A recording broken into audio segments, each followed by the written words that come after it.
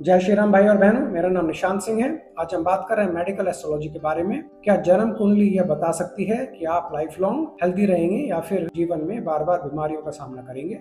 Medical astrology में ऐसे clear cut indications मिलते हैं।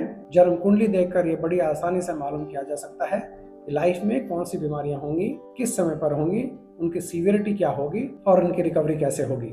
आज हम बात कर रहे हैं ऐसी 13 important medical astrology check points के बारे में, जिनकी हेल्प से जन्म कुंडली देखकर बड़ी आसानी से मालूम किया जा सकता है कि गुड हेल्थ के इंडिकेशंस हैं या फिर बैड हेल्थ के इंडिकेशंस हैं। आइए देखते हैं, समझते हैं वे 13 चेक पॉइंट्स कौन से हैं और उनको यूज़ कैसे करना है। सबसे पहले हमें लगन को देखना चाहिए।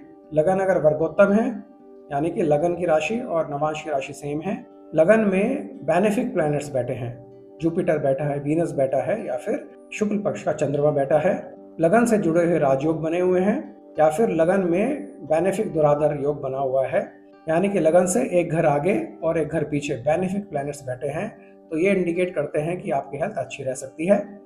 खराब हेल्थ के लिए अगर लगन वीक है, उसमें खराब योग बने हुए हैं या फिर लगन के अंदर मैलेफिक प्लैनेट्स बैठे हैं या फिर मैलेफिक प्लैनेट्स की दृष्टि है।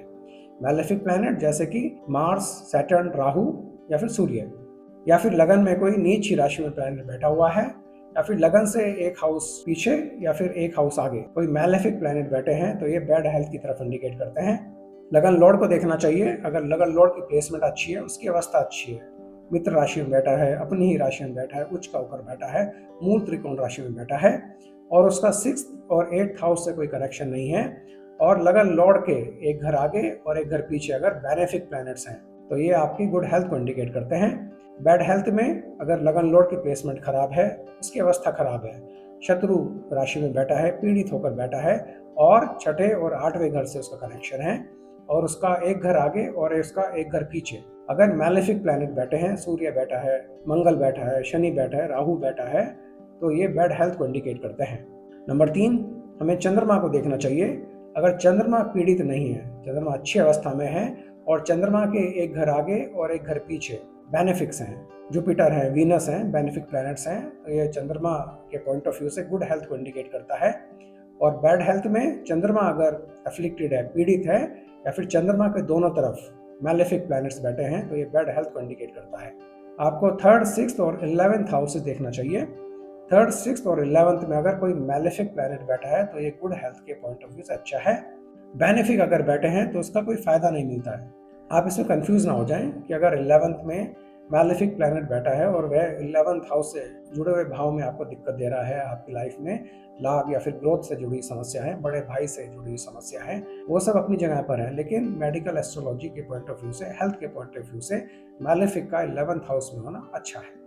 तो आप कंफ्यूज ना हो, हम आज जो भी बात कर रहे हैं वो सिर्फ मेडिकल एस्ट्रोलॉजी के पॉइंट ऑफ व्यू से कर रहे हैं।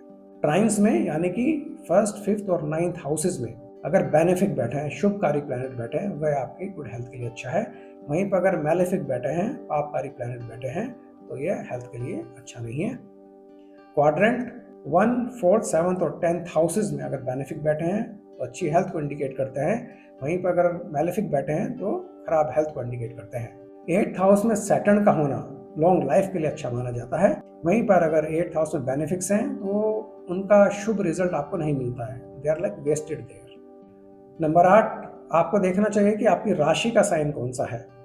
राशि कौन सी होती है? अग्नि तत्व, भू तत्व, वायु तत्व और जल तत्व। अगर आपकी राशि अग्नि तत्व की राशि है, यानी कि अग्नि तत्व हो गया, लियो हो गई, एरिस हो गई या फिर सेजिटेरियस हो गई, अग्नि तत्व की राशि हेल्थ के पॉइंट ऑफ व्यू से सबसे अच्छी राशि है।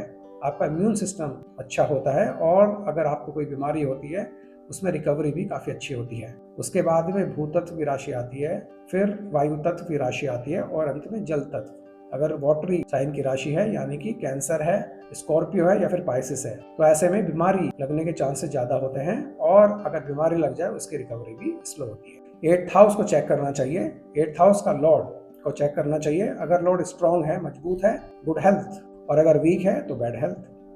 आत्मा कारक प्लैनेट अवस्था चेक करें। अगर वह अच्छी प्लेसमेंट में है, स्ट्रांग है, आपकी गुड हेल्थ को इंडिकेट करता है। वहीं पर अगर वीक है, पीड़ित है, तो बैड हेल्थ को इंडिकेट करता है।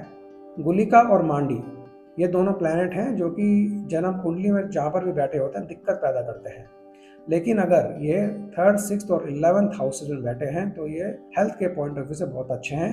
साथ ही साथ उनको मून के साथ में या फिर लगन लॉर्ड के साथ में इन्वॉल्व नहीं होना है, उनके साथ में कंजंक्शन ना हो, उनके साथ कोई दृष्टि संबंध ना हो। अगर ऐसा है तो गुलिका और मांडी 3rd, 6th और 11th में होने के बाद में एक अच्छी हेल्थ इंडिकेट करते हैं। वहीं पर अगर गुलिका और मांडी क्वाड्रेंट में है, यानी कि 1st, 4th, 7th या 10th हाउस में है, ट्राइन में है, 1st, 5th या 9th हाउस में है, लगन लॉर्ड के साथ में कनेक्टेड है, लगन लॉर्ड के साथ में कंजक्शन है या फिर दृष्टि संबंध बना हुआ है, सूर्य या फिर चंद्रमा के साथ में कनेक्टेड है, उनके साथ में कंजक्टेड है या दृष्टि संबंध है, तो ये बैड हेल्थ को इंडिकेट करता है। नंबर 13, हमें 1st और 8th हाउस का सर्वश्रेष्ठ वर्ग स्कोर चेक करना चाहिए। अगर दोनों का स्कोर अच्छा है, स्ट्रॉन्ग है, गुड हेल्थ को इंडिकेट करता है। अगर वीक है, स्कोर कम है, तो बैड हेल्थ को इंडिकेट करता है। कोई भी स्कोर 30 या 30 से ज़्यादा है तो वह अच्छा स्कोर है।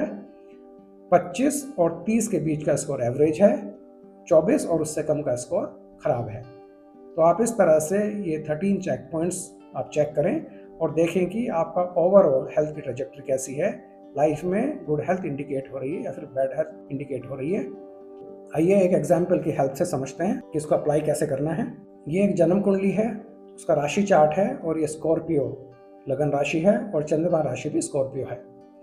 तो पहली कंडीशन है कि लगन को हमें चेक करना चाहिए। लगन वर्गोत्तम है क्योंकि इसका राशि चार्ट और नवांशा दोनों की राशि स्कॉर्पियो है, लेकिन जो इसमें चंद्रमा है वो नीच ही राशि में है।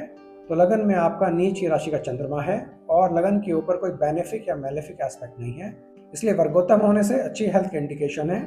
लेकिन वहीं पर नीच की राशि का चंद्रमा बैठा है तो खराब हेल्थ के इंडिकेशन है। लगन लॉर्ड मार्स है, मार्स 3rd हाउस में उच्च की राशि में बैठा हुआ है, एक्सॉल्टेड है, हेल्थ के लिए अच्छा है। लेकिन वहीं पर ही मार्स आपका 6th हाउस का लॉर्ड है और सूर्य के साथ में कंजक्ट होकर बैठा है। सूर्य नेचुरल मैलेफिक है, तो इस तरह से हेल्थ के पॉइंट ऑफ व्यू से अच्छा नहीं है। चंद्रमा लगन में ही नीच की राशि में बैठा है, हेल्थ के पॉइंट ऑफ व्यू से अच्छा नहीं है। 3rd, 6th और 11th हाउसेस को चेक करेंगे। 3rd हाउस में सूर्य और मार्स हैं और दोनों ही नेचुरल मैलेफिक हैं, हेल्थ के पॉइंट ऑफ व्यू से फेवरेबल है। ट्राइन्स में चेक करेंगे 1st, 5th और 9th हाउस। 5th हाउस में सैटर्न है और सैटर्न नेचुरल मैलेफिक है, हेल्थ के लिए अच्छा नहीं है। क्वाड्रेंट 1st, 4th, 7th और 10th हाउस। 4th हाउस में वीनस है, 4th हाउस में राहु है और 10th हाउस में केतु है और लगन में आपका नीच की राशि का चंद्रमा है। तो इस तरह से वीनस के होने से अच्छी हेल्थ इंडिकेटेड है, लेकिन वहीं पर राहु और केतु मैलेफिक्स हैं और नीच की राशि का चंद्रमा है, तो ये हेल्थ के पॉइंट ऑफ व्यू से अच्छा नहीं है। 8th हाउस में जुपिटर है, बेनिफिक है, नेचुरल बेनिफिक है, तो इस तरह से उसका कोई फायदा नहीं है। लेकिन क्योंकि जुपिटर रेट्रोग्रेड है, आप एक चीज का ध्यान रखें, अगर कोई प्लेनेट हेल्थ के पॉइंट ऑफ व्यू से जुड़ा हुआ है और वह रेट्रोग्रेड है तो वह हमेशा ही हेल्थ रिलेटेड दिक्कतों को बढ़ाता है। तो इस तरह से जुपिटर के रेट्रोग्रेड होने से हेल्थ की समस्या जब भी आएंगी वह बढ़कर आएंगी। राशि जैसे हमने आपको बताया कि स्कॉर्पियो राशि है और ये जल तत्व की राशि है और दोनों लगन और चंद्रमा राशि जल तत्व की राशि है, तो इस वजह से बीमारी होने के चांसेस बढ़ जाते हैं, इम्यून सिस्टम कम हो जाता है और अगर बीमारी हुई उसकी रिकवरी देर से होती है। 8th लॉर्ड है मरकरी, जेमिनी राशि है। मरकरी यहाँ पर राहु केतु एक्सिस पर है और मरकरी और वीनस का जो डिग्री वाइज है वो काफी आसपास है और मरकरी ग्रह युद्ध में वीनस से हार जाता है। तो इस तरह से जो 8th हाउस का लॉर्ड है वह बुरी तरह से पीड़ित है, बैडली अफ्लिक्टेड है, जो कि हेल्थ के पॉइंट ऑफ व्यू से अच्छा नहीं है। आत्मा का रक मून है, चंद्रमा है और चंद्रमा लगन में ही बैठकर नीच की राशि में डेबिटेटेड है, हेल्थ के पॉइंट ऑफ व्यू से अच्छा नहीं है।